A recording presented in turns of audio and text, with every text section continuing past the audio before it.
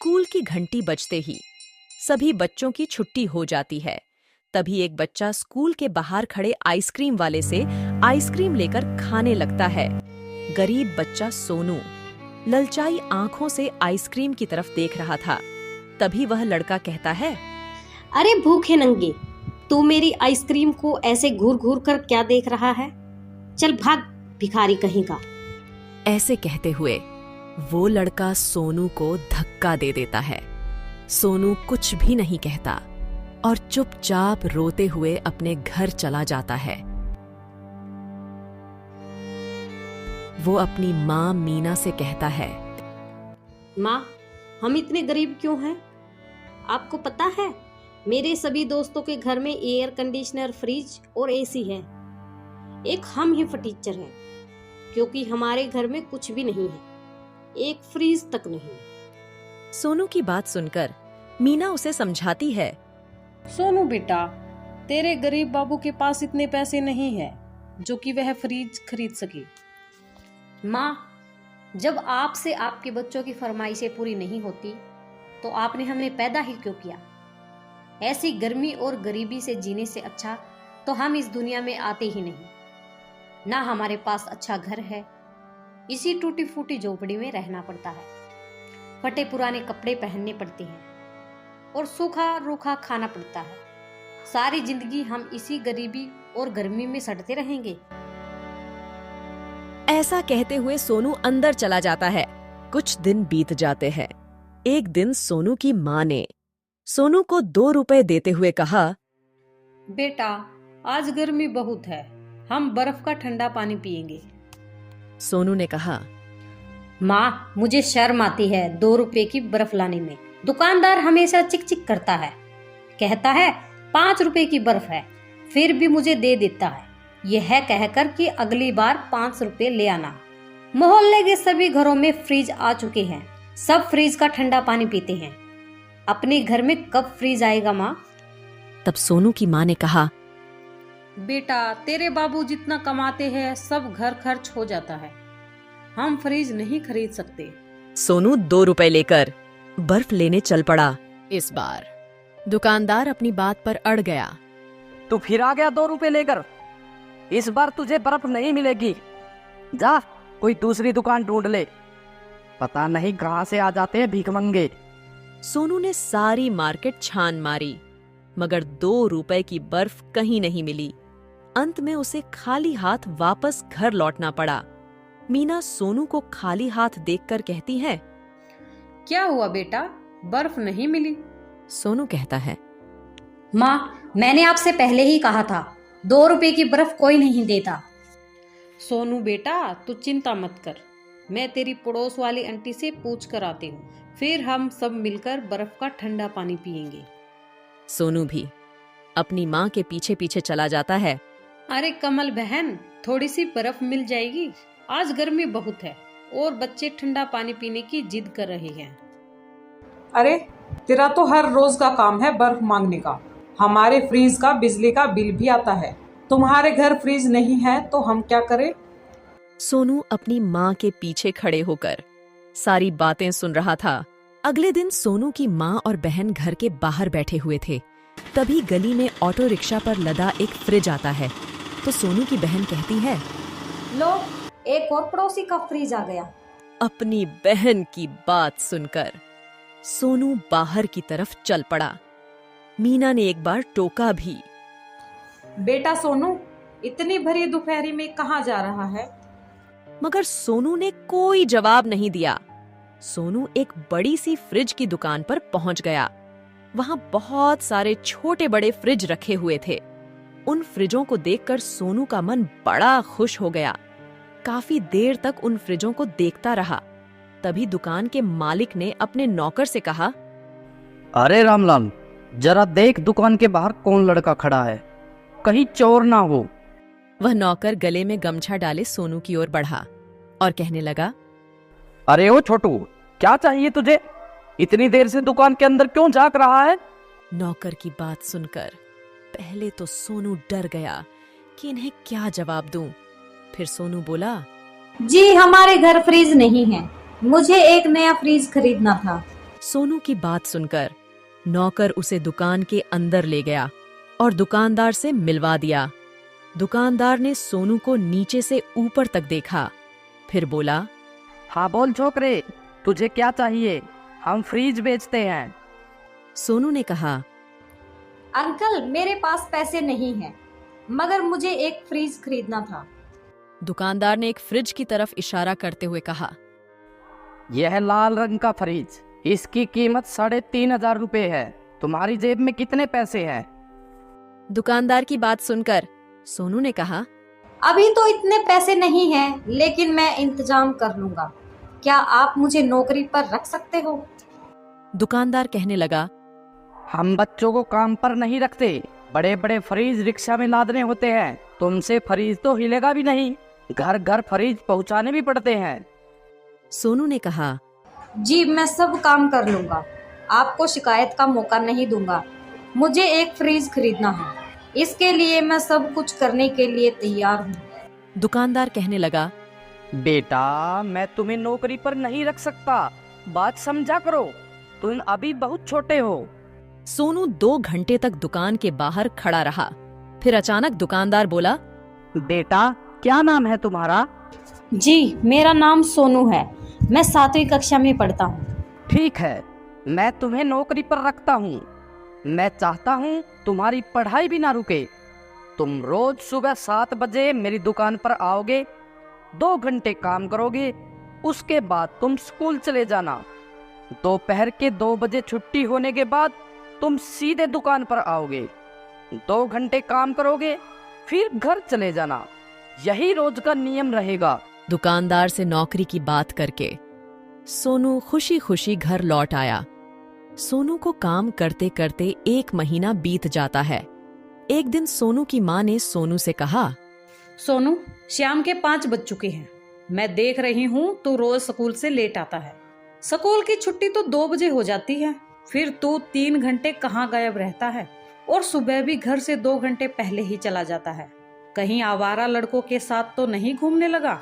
सोनू की खामोशी देखकर बहन भी बोल पड़ी, पहले तो सोनू घर में ही रहता था, अब 1 महीने से बाहर ही घूमता रहता है। इतने में सोनू का पिता भी काम करके घर आ जाता है। वो सोनू की माँ से कहता है, अरे क्या हुआ भाई, मेरे पीछे से क्या बातें हो रही है, मुझे भी तो पता चले। मीना कहती है, देखो ना सोनू हर रोज सुबह घर से जल्दी चला जाता है और शाम को भी लेट आता है। पता नहीं ये इतना टाइम कहाँ घूमता रहता है। सोनू के पिता गोपाल जी कहते हैं, क्यों बे सोनू के बच्चे, बता इतनी देर तक तू घर से बाहर क्या करता है? कहीं आवारा दोस्तों के साथ तो नहीं घूमने लगा तू? सोनू कुछ नहीं बोलता और चुपचाप खड़े होकर अपने पिता की बातें सुनता रहा। सोनू की खामोशी देखकर गोपाल जी कहते हैं, लगता है इसे कमरे में कैद करके रखना पड़ेगा, तभी ये सुधरेगा। अगली सुबह सोनू की आंख खुली तो उसने देखा कि दरवाजा बाहर से बंद है। सोनू के घर दीवार पर एक छोटी खिड़की थी जो पड़ोसी की छत की तरफ लगी थी। सोनू एक स्टूल की मदद से खिड़की पर चढ़ा और पड़ोसी की छत पर कूद गया और दबे पांव आहिस्ता आहिस्ता बाहर गली में आ गया। मौका अच्छा था, किसी ने देखा नहीं। फिर रोज की तरह 5 बजे घर वापस लौट आया तो मीना दूसरी पड़ोसन से बातें कर रही थी। वो सोनू को देखते ही बोली, सुबह मैंने जब ताला खोला तो तू कमरे में नहीं था, अब आ रहा है मौज मस्ती करके।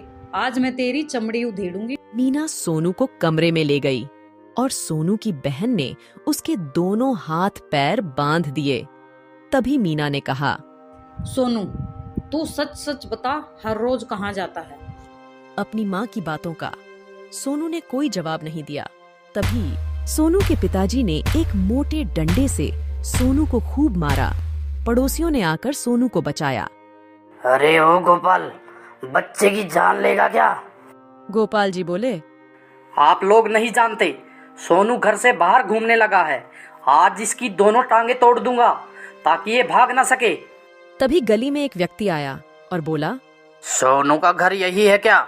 सोनू के पिताजी ने देखा तो एक रिक्शे वाला अपने रिक्शे पर एक लाल रंग का फ्रिज रखे हुए है। तब सोनू के पिताजी ने मीना से कहा, लगता है किसी पड़ोसी ने नया फ्रिज मंगाया है, पर ये सोनू को क्यों बुला रहा है? मीना ने कहा। जाओ गली में पता करके आओ आखिर बात क्या है, और फ्रीज का पता लगाओ किस पड़ोसन ने मंगवाया है। सोनू की बहन ने जवाब दिया। काले राम की किराने की दुकान खूब चलती है, उसी ने मंगवाया होगा। रिक्शे वाले ने जब तक फ्रिज सोनू के घर की देहरी पर रख दिया, तब मीना बड़बड़ाती हुई बोली, अरे रिक्शा वाले भैया, किसी और का फ्रिज हमारी देहरी पर क्यों रखते हो? उठाओ इसे, जिसका है वहीं ले जाओ। तब रिक्शे वाले ने कहा, मेरे पास एक रसीद है, इसमें इसी घर का पता लिखा हुआ है और नाम गोपाल लिखा है। सोनू के पिताजी बोले, हैं?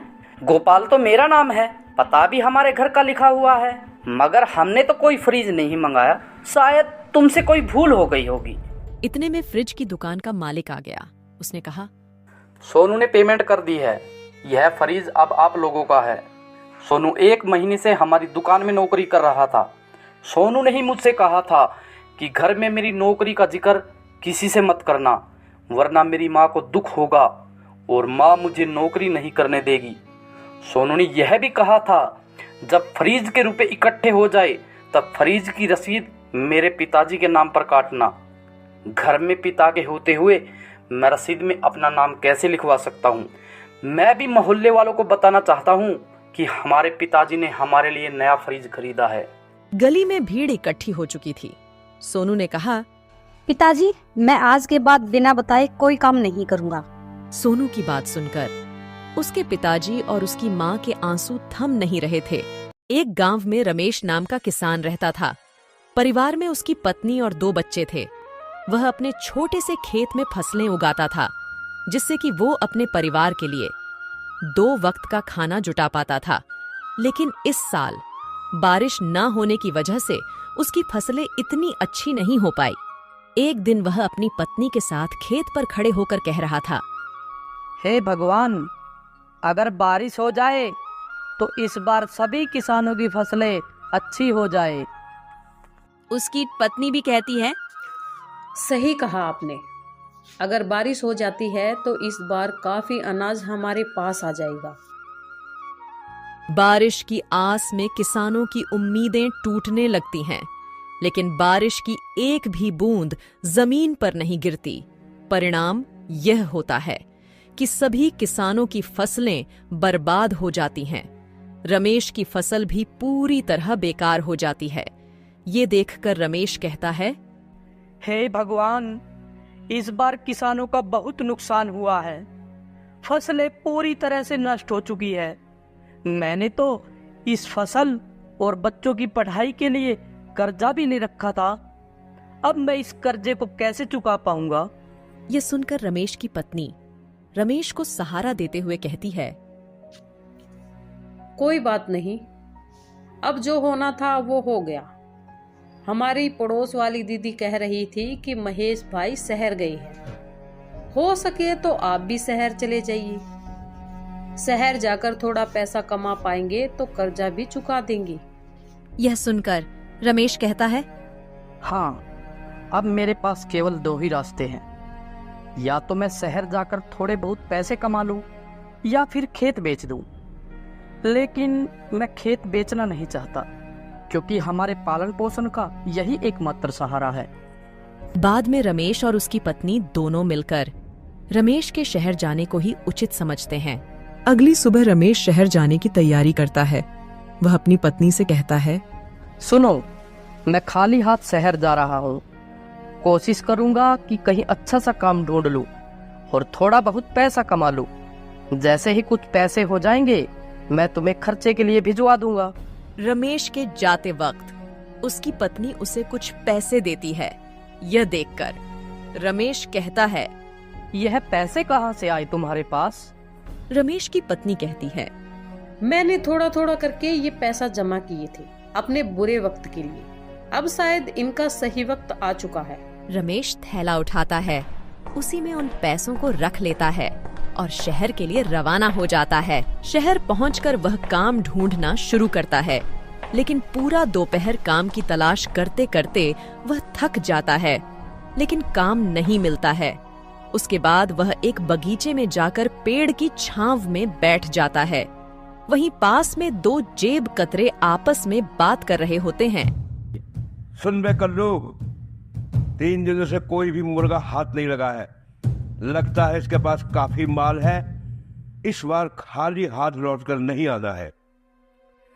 सही कहा मालिक, आपकी निगाह तो बहुत तेज है। चल अब तारीफ करना बंद कर और काम पर लग जा। मैं इसे बातों में उलझा लूंगा और तू इसका थैला लेकर 1, 9, 11 हो जाना। मालिक यह सब तो ठीक है, लेकिन 1, 9, 11 नहीं, 9, 2, 11 होना है। बकवास बंद कर और काम पर लग जा। उनमें से एक जेब कतरा रमेश के पास जाकर उससे बात करने लगता है। अरे श्याम बाबू, कैसे हो? बड़े दिनों बाद दिखाई दिए हो। अरे भाई, आप कौन हो?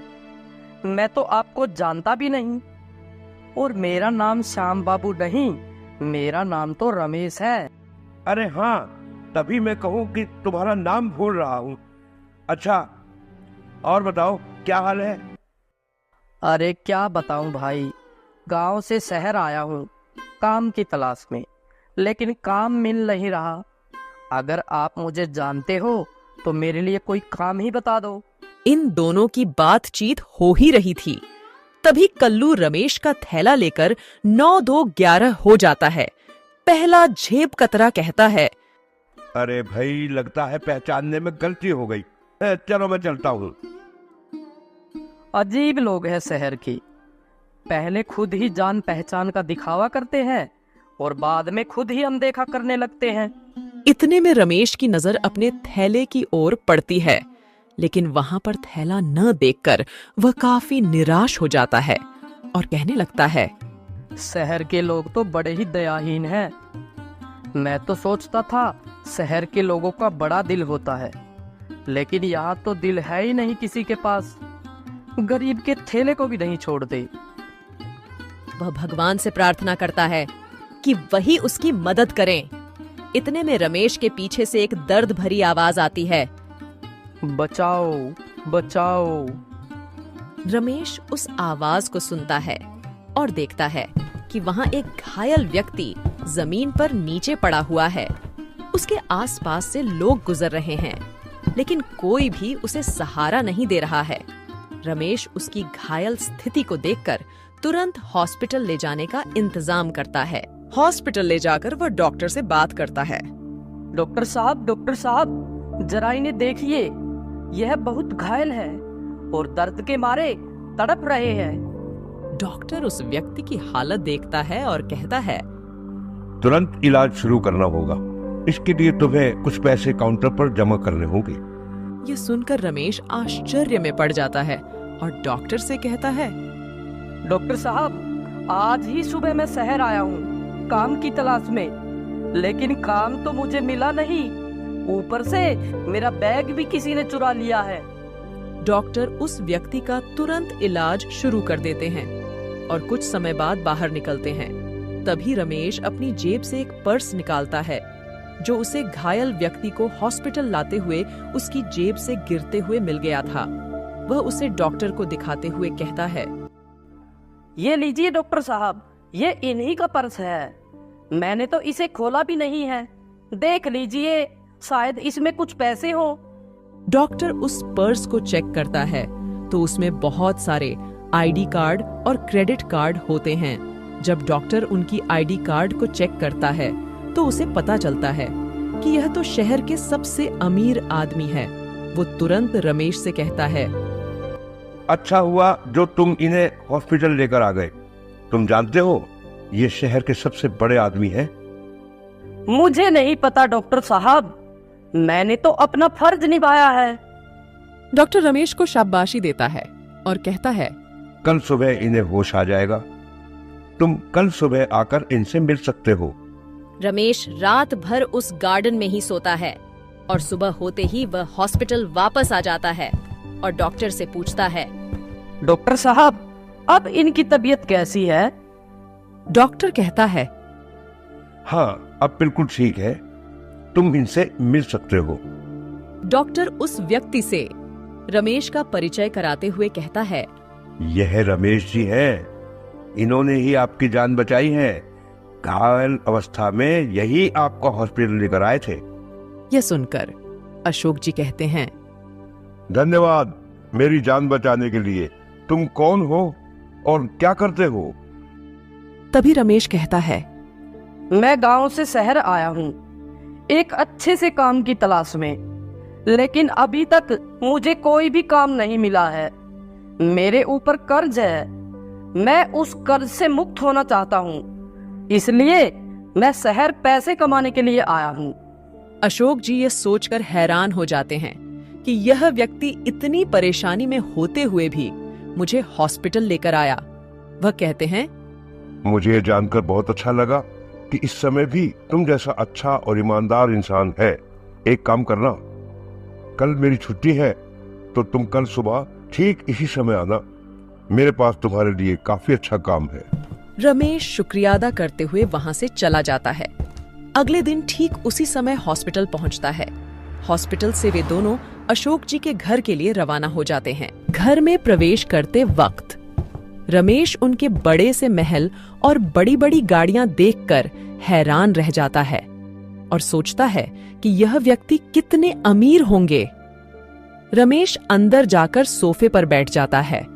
तभी अशोक जी नौकर से उसके लिए पानी और खाने के लिए कुछ लाने को कहते हैं। अशोक जी कहते हैं, रमेश तुम कुछ खा पी लो, मैं 15 मिनट में आता हूँ। कुछ देर बाद अशोक जी आते हैं और कहते हैं, रमेश शहर के बाहर मेरी एक बड़ी फैक्ट्री है जिसमें खेती से जुड़े उत्पाद बनाए जाते हैं। खाने पीने का कोई झंझट नहीं है। वहाँ पर तुम्हें खाने पीने को सब मिलेगा, रहने को घर मिलेगा। अगर तुम सहमत हो तो तुम इस काम को कर सकते हो। रमेश कहता है, यह तो मेरे लिए बहुत ही अच्छी बात है। वैसे भी मैं एक किसान हूँ, खेती बाड़ी के बारे में मुझे बहुत अच्छे से पता है। मैं इस काम को अच्छे से कर पाऊंगा। अशोक जी कहते हैं, तुम चाहो तो अपने परिवार को भी यहाँ लाकर रह सकते हो। अशोक जी रमेश को कुछ पैसे देते हैं जिससे वह अपने कर्ज को चुका पाए। फिर रमेश गांव जाता है और अपने कर्जे को पूरी तरह चुका देता है और अपने परिवार के साथ शहर वापस लौट आता है। अशोक जी रमेश के दोनों बच्चों की पढ़ाई का खर्चा भी खुद ही उठाते हैं और उनके खाने पीने का और रहने का ख्याल भी रखते हैं।